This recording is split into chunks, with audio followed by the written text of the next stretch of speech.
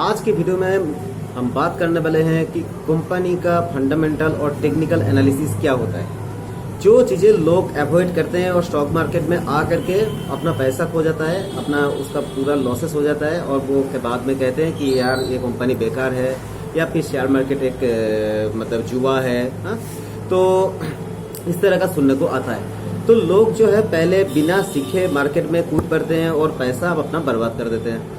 तो इसका रीज़न क्या है? रीज़न ये है कि शायद वो कोई ऐसा स्टॉक चुन लिया हो जिसका फंडामेंटल या टेक्निकल एनालिसिस नहीं किया है।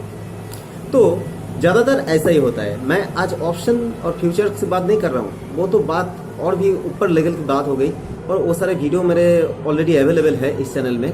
लेकिन जो नए नए ट्रेडर्स अभी एंट्री कर रहे हैं मार्केट में और आकर के कोई भी स्टॉक में इन्वेस्टमेंट कर रहे हैं और उनको लॉसेस होने लगता है, ठीक है, बाद में वो ट्रेडिंग में शिफ्ट हो जाते हैं, डे ट्रेडिंग स्विंग ट्रेडिंग करने लग जाते हैं या किसी का रिकमेंड किया हुआ वो स्टॉक में पैसा लगा देते हैं और बर्बाद कर देते हैं। लेकिन ये चीज़ वो क्यों नहीं समझते हैं कि उनको सीखना चाहिए। अगर इनको अपना प्रोफेशन बनाना है या इसमें से उनको पैसा कमाना है, आगे जाकर के इस पैसे को कंपाउंडली उसको बहुत ज़्यादा बढ़ाना है, तो उनको फंडामेंटल और टेक्निकल ये दोनों चीज़ें जो है उनको जानना ही होगा।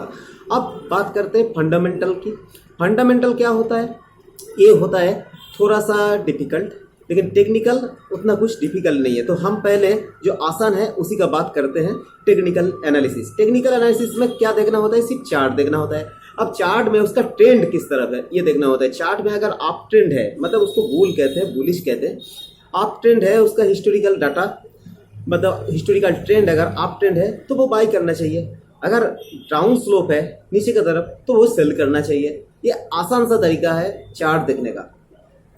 चाहे वो एक महीने का चार्ट देखे, एक महीने का परफॉर्म कैसा है, चाहे एक साल का देखे या 5 साल का देखे, अगर उसके व्यू के ऊपर में उसको कितना दिन के लिए वो पैसा इन्वेस्ट करना है, एक महीने के लिए करना है तो एक महीने का चार्ट देखे, 6 महीने का देखे, 1 साल का देखे।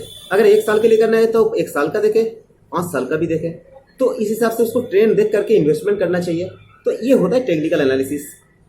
फंडामेंटल में क्या है? फंडामेंटल में थोड़ा सा डिफिकल्ट है। तो फंडामेंटल में जानना होता है कंपनी का एक्चुअल में कंपनी करती क्या है, क्या प्रोडक्शन है, क्या मैन्युफैक्चरिंग करती है।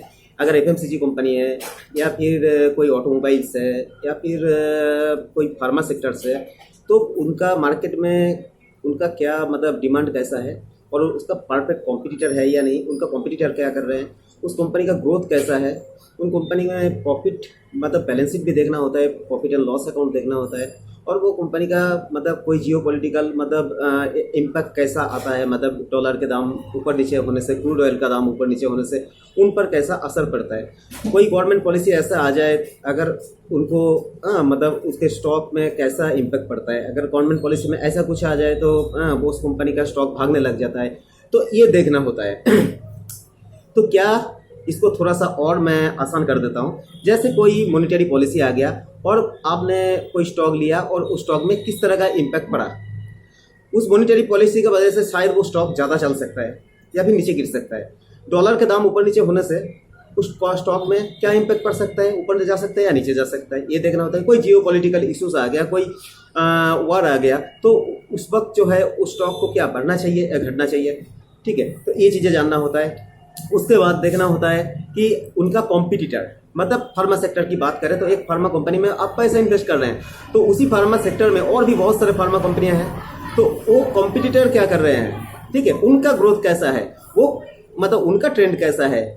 अगर उनका ट्रेंड भी सही रहा, सही सब कुछ है, तो भी ये भी मतलब अच्छा काम कर सकता है। अगर इनका फाइनेंशियल स्टेटमेंट आपने देख लिया, फाइनेंशियल स्टेटमेंट भी अच्छा है, फाइनेंशियल ग्रोथ भी अच्छा है, कैश फ्लो अच्छा है, बैलेंस शीट देख रहा है कि उससे लाइबिलिटी घट रहा है, एसेट बढ़ रहा है, उनका जो है प्रॉफिट एंड अर्निंग बढ़ रहा है, रेवेन्यू बढ़ रहा है, तो जो है ये कंपनी का फंडामेंटल एनालिसिस बोलते हैं इसको। ऐसे भी उतना ज़्यादा आप अगर फंडामेंटल एनालिसिस नहीं कर सकते तो आप मोटा मोटा ये चीज़ देख लीजिए कि उन कंपनी का टेक्निकल चार्ट कैसा है।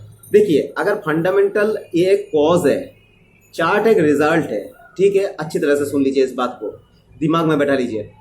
फंडामेंटल एक कॉज है, चार्ट एक रिजल्ट है।